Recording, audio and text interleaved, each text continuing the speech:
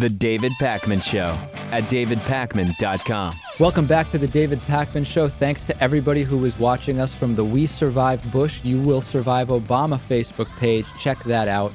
Also, Lewis, we have to talk about amendments. Apparently, teachers talking about the Second Amendment is very, very different than teachers talking about the Fifth Amendment. Here's a really interesting story. A high school teacher named John Dryden in Batavia, Illinois, could be disciplined for telling his students that they have Fifth Amendment rights before he gave them a survey that school officials wanted to use to gauge the emotional needs of the students, okay? Now, the survey included a lot of questions about drug and alcohol use. And the Batavia, maybe it's Batavia, I have to admit, I'm not sure if it's Batavia or Batavia.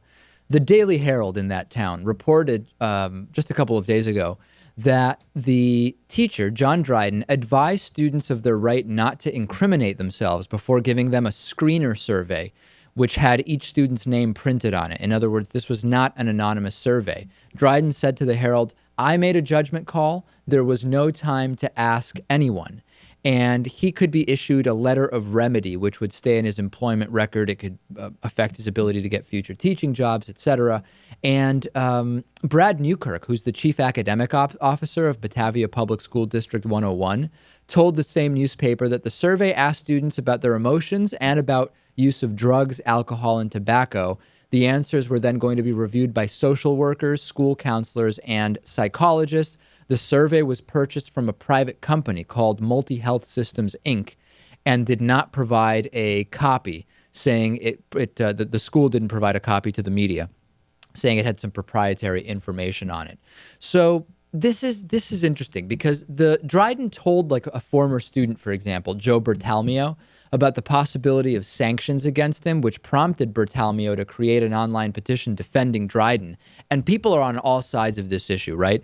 Question one is, all right, just stating the fact that the Fifth Amendment exists and what people's rights are doesn't change whether people have or don't have those rights. It's, for example, like a Miranda warning does not determine whether the person has those rights. It merely indicates whether they've been advised that they have them. In the same way, could we imagine a teacher saying, "Hey guys, the Second Amendment exists. Just so you know, we have a constitutionally protected right to bear arms." The other issue is whether it was really his place or not and whose place it was to be saying whatever. But in any case, am I wrong that the fundamental thing here is that he's being punished simply for stating something which is accurate? The Fifth Amendment does exist. It seems like that's what they're trying to punish him for.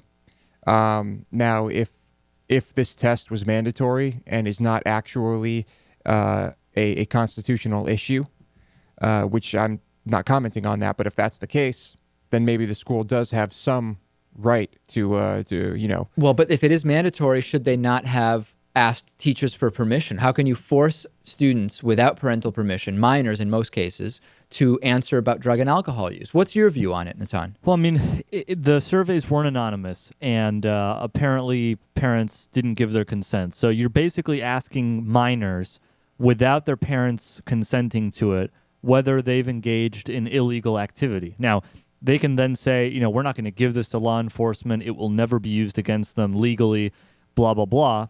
But I think that's a separate issue from the Fifth Amendment thing. In other words, the teacher was just explaining what the Fifth Amendment is.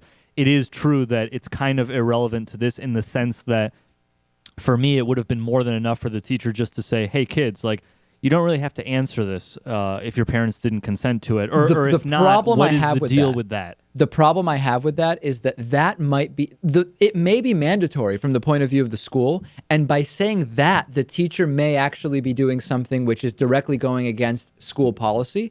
Simply, even if it's not relevant, like what you're saying is the Fifth Amendment may not really be what applies here, but even if it doesn't, stating that the Fifth Amendment exists does not directly violate school policy. Yeah, we all agree with that. Yeah. Right? I think we could agree with that. Very interesting story. Send me your thoughts on it.